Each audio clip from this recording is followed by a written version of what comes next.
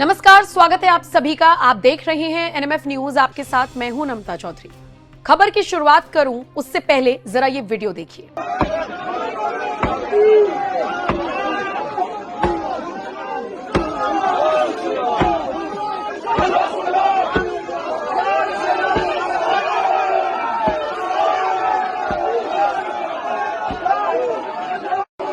इस वीडियो को देखने के बाद आपको क्या समझ में आया? कुछ मुसलमान लड़के हैं जो एक बड़ा सा पत्थर लेकर गए हैं, एक शिलापट लगा हुआ है और उसके एक कोने पर लगातार वार कर रहे हैं, उसे तोड़ रहे हैं, उसे क्षति पहुंचा रहे हैं। यह वीडियो कश्मीर से सामने आया। हजरत बल दरगाह का जीर्णोद्धार हाल ही में कराया गया। जम्मू कश्मीर वक्फ बोर्ड ने वहां पर एक शिलापट लगाया और उस शिलापट पर सारी चीजें लिखी हुई थी और उसी के साथ अशोक स्तंभ वहां पर बना दिया गया। राष्ट्रीय चिन्ह है, कहीं पर भी आपको देखने को मिल जाएगा, उसका सम्मान है जहां भी देखने को मिले। लेकिन इतना बड़ा पत्थर लेकर जाते हैं कुछ जाहिलियत की हद पार कर देने वाले, इनको जिस तरीके से ब्रेन वॉश किया गया है ऐसे मुसलमान लड़के, और जाकर उसे तोड़ने की कोशिश करते हैं क्योंकि इनको ऐसा बताया गया कि ये हिंदुओं की किसी भगवान की मूर्ति है जिसको यहां पर लगा दिया गया है। अब जाहिलियत की हद देखिए। अशोक स्तंभ और हिंदुओं के भगवान की मूर्ति में फर्क नहीं पता। और दूसरी बात, ये हक किसने दिया तोड़फोड़ करने का?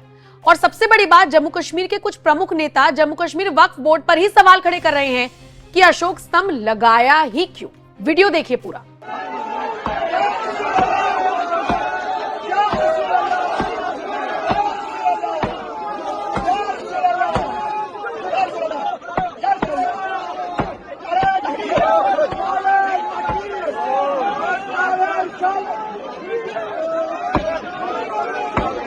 तो देखा आपने किस तरीके से अशोक स्तंभ पर प्रहार किया जा रहा है, अपमान किया जा रहा है राष्ट्रीय चिन्ह का, और फिर इन्हें कुछ नेता मासूम बता रहे हैं।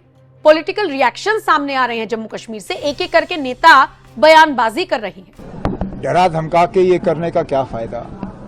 आपने पहले तो लोगों के जज्बातों के साथ खिलवाड़ हुआ, कम से कम उसके लिए तो माफी मांगी जाए।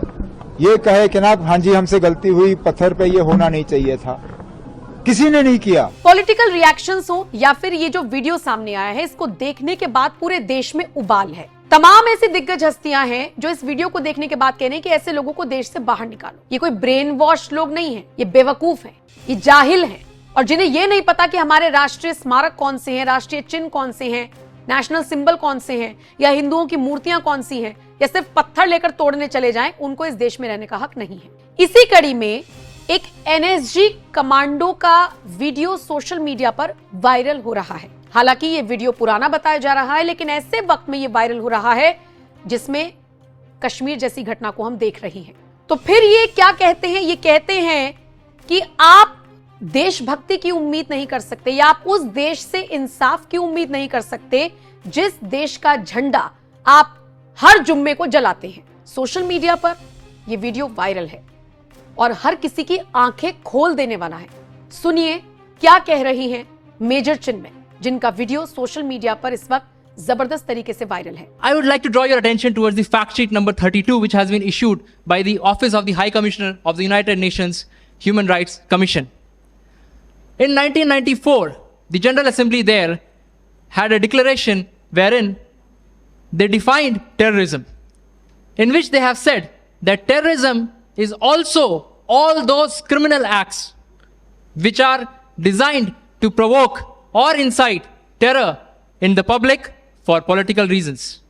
They cannot be justified. I repeat, they cannot be justified even for any ethnic, political, ideological or any reasons. Now, gentlemen, the people that we deal with every day, for example, in Jammu and Kashmir, they burn buses. They force innocent school children to join their causes.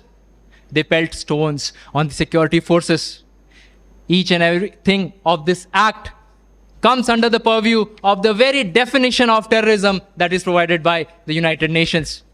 So let's make it very clear, these are not innocent civilians that we are dealing with on a day-to-day basis. My opponent spoke about Article 370. Let me ask you, everybody in the audience, do you think without the massive deployment of force in the valley, Article 370 would have been a truth or a reality today?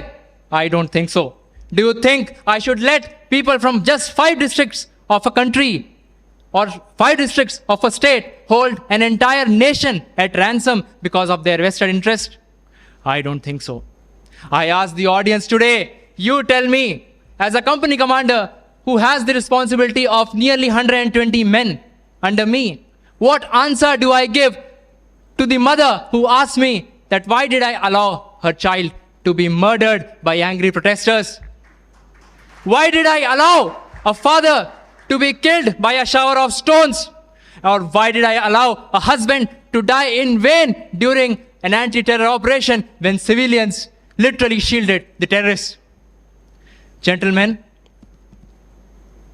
the most important thing is everybody has got human rights, and that includes everybody who is in this uniform. Do you think that the day I wore this uniform, I let go of my human rights? I don't think so.